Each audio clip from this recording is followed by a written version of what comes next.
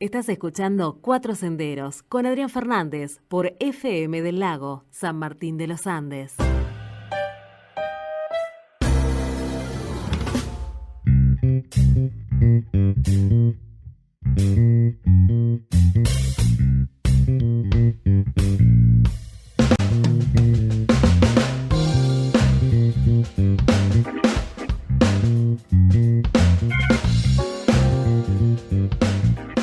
Leo Oxman, bienvenido, ¿cómo estás? Muy bien, Adrián. ¿Cómo vas? Buenas tardes a la audiencia también. No sé cuál, ¿esta es la tercera vez que vengo? ¿La cuarta? Tercera vez, creo, me parece. Ya como que me está gustando. Sí, sí, ¿ah, sí? Ah, Bueno, ya como mucho. que me está gustando, sí. Está bueno ya eso. extraño el espacio. De paso, agradecemos a las amigas y los amigos que, primero que nos están escuchando ahora, bien. Pero además, durante la semana, yo se lo contaba a Belu también la semana pasada, durante la semana entran a las redes sociales, siguen, y tu espacio, tu columna, tu espacio, digamos, para no tus charlas, junto con las de Belu y algunos de nuestros entrevistados, son las más vistas, o sea, las más seguidas por nuestros oyentes. Así que linda noticia. Habla bien de habla bien también de vos y el trabajo. Un espacio que nunca me lo imaginé. Mira que imaginé muchos espacios en la vida, pero en la radio no. Hay que ir por más. Esto vaya casi como primicia. Estamos en esta temporada, en esta época, calentando motores para ver qué podemos hacer en el 2023. Vamos, Adrián. ¿Te parece? Bueno, me encantó. Bueno, el tema de esta semana se está celebrando de diferentes formas, de diferentes miradas, la tradición en nuestro país, ¿verdad? Exactamente. ¿Hay un lugar para la tradición en la escuela, en la secundaria, básicamente? Mira, para la tradición, si me hablas de la tradición, ¿sabés lo que se desprende enseguida? El folclore. Ajá. El folclore. O sea, vos hablas del folclore y decís, bueno, el folclore es la tradición. El tema es, yo diría, antes de hablar de la escuela y la tradición, es cuestionar un poco el tema de la tradición, ¿sí? Porque si hablamos de las tradiciones, estamos hablando de algo, de una manera de proceder en nuestra vida que tiene que ver con los ancestros, ¿no? Y que es inmutable. Viste que la tradición es inmutable, no cambia. Claro. Entonces, hay algunas corrientes que apoyan esto, ¿no? Que hay tradiciones que vienen de tiempo inmemorial, ¿no? Formas de hacer, digamos. Pueden ser desde, no sé, costumbres, danzas, sí, leyendas, me imagino desde, ¿no? El mate. El mate. Te iba a poner el mismo ejemplo. Desde llevar mate hasta interpretar la vida. Sí. Pero hay otras corrientes que están poniendo en tensión esto, ¿no? Porque la tradición, que remite mucho al folclore, de hecho el folclore remite a la tradición, habla un poco de esta cuestión de identidad, ¿no? De cómo está muy relacionado con el concepto de identidad, ¿no? Y ahora hay toda una corriente que habla de estas identidades que van cambiando, ¿no? Y entonces es como interesante ponerse a pensar el tema de quién define qué es la tradición. Bien, primera cuestión. Porque además vos arrancás tu charla diciendo que entendemos por tradición, o suele entenderse la tradición como algo inmutable, es decir, que no se modifica, pero ahora me estás hablando de los cambios. Vos pensás en tu familia. Si yo te digo, ¿cuál es la tradición de tu familia? Vos me vas a decir, comer fideos los domingos, y eso viene de la época de mi bisabuela, ¿no? Entonces no se cambia. Pero como la tradición, que tiene que ver también un poco con el folclore, ¿no? Y ahora vamos a hablar un poco de esto también del folclore, tiene que ver con lo inmutable, y no sé si las identidades no son tan inmutables. Creo que las identidades, y tiene aparte que ver la tradición y el folclore con algo que tiene que ver con lo territorial, ¿no? Claro. Con lo social, sí. Con lo familiar. Y no sé si las identidades deberían ser tan inmutables. Yo creo que las identidades van cambiando, se van como desarrollando, ¿sí? Está bueno. Pero está bueno porque el folclore, y ahí ya vamos a hablar, vas a ver cómo vamos a sacar en la escuela también, ¿no? El folclore fue utilizado, ¿no? Fue utilizado políticamente. Fue utilizado por el poder hegemónico del momento para dar identidad a nuestro país, ¿sí?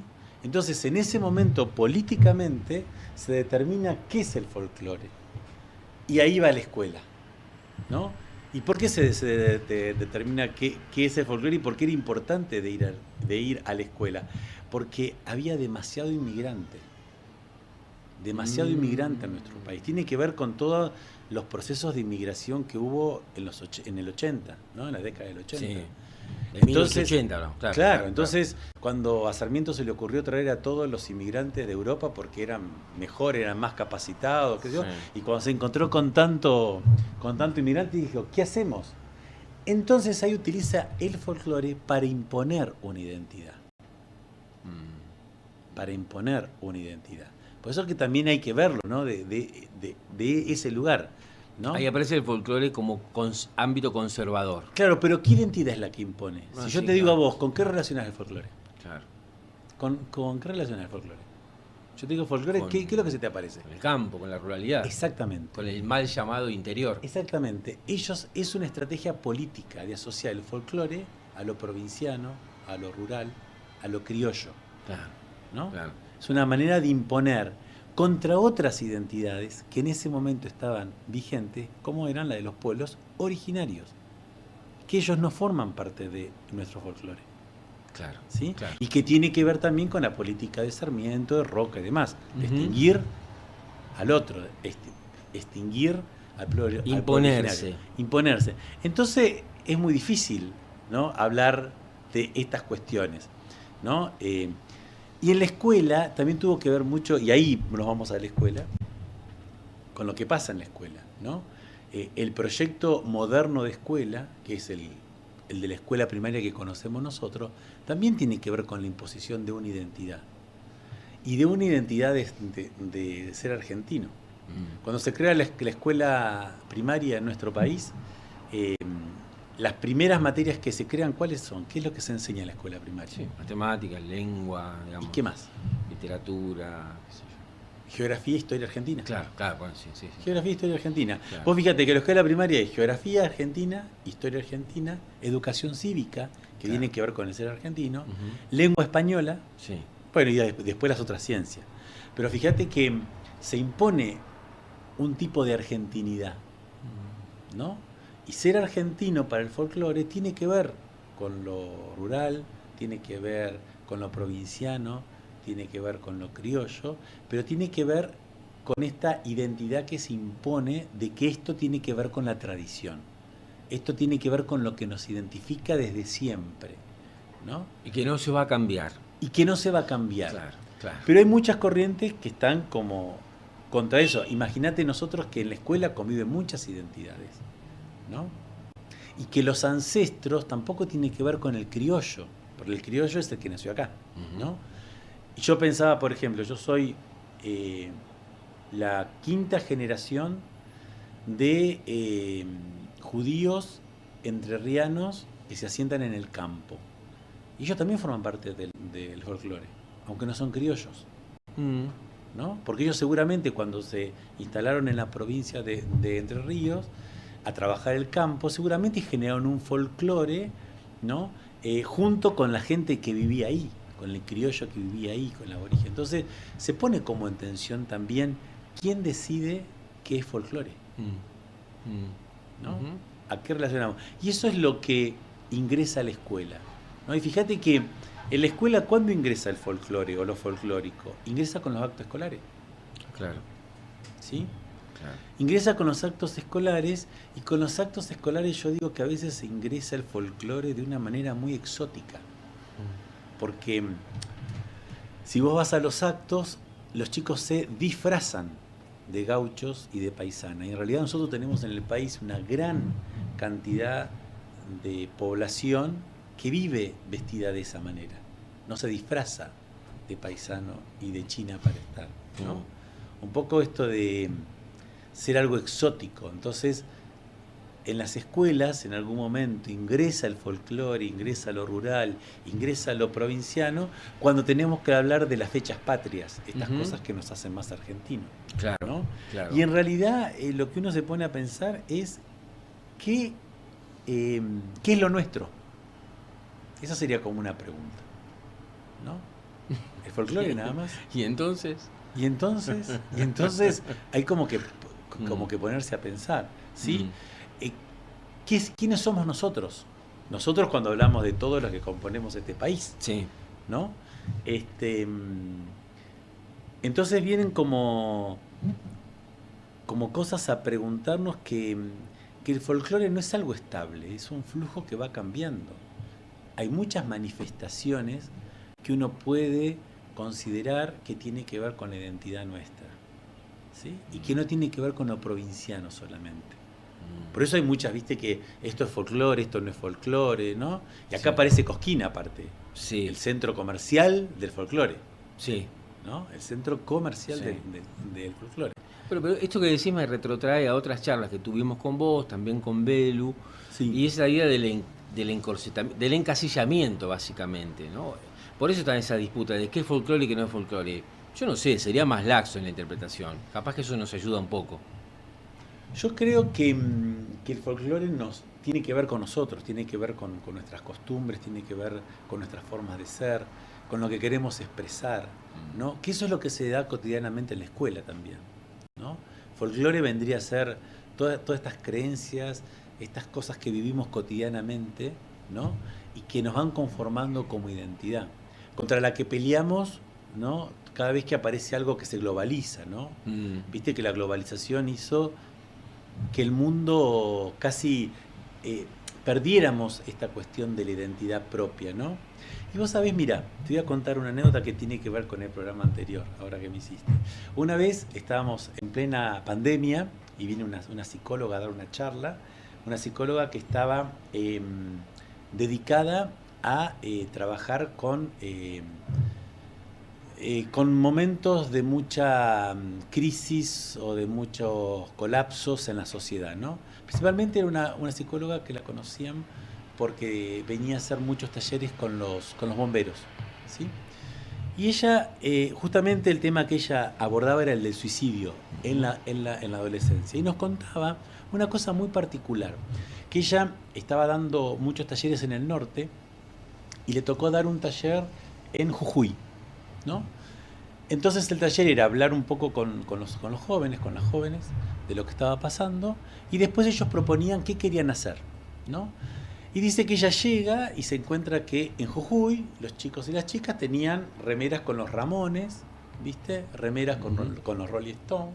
Y digo, wow, dice, qué loco esto de la globalización y de la cultura, ¿no? Llegar a un lugar donde los pibes se identificaban con esa música. Entonces empiezan los talleres y nos dicen otro, ¿y saben cuando terminamos los talleres qué eligieron hacer ellos? Dice, taller de tejido artesanal, taller de cerámica, taller de danzas jujeñas, talleres de música jujeña, ¿no?